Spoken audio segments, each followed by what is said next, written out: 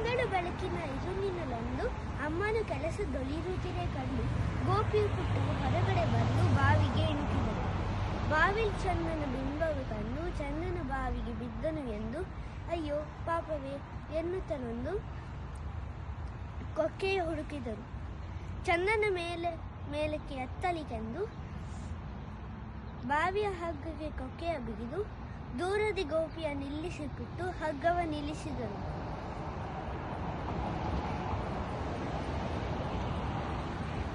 ಹಗ್ಗದ ಕೊಕ್ಕೆಯು ಕಲ್ಲಿಗೆ ಸಿಕ್ಕಿ ಪುಟ್ಟವು ಚಂದನ ಸಿಕ್ಕೇ ಸಿಕ್ಕ ಎನ್ನುತ್ತಾ ತುಂಬಾ ಬಲದಿಂದಲೇ ಹಗ್ಗವು ತುಂಡಾಯಿತು.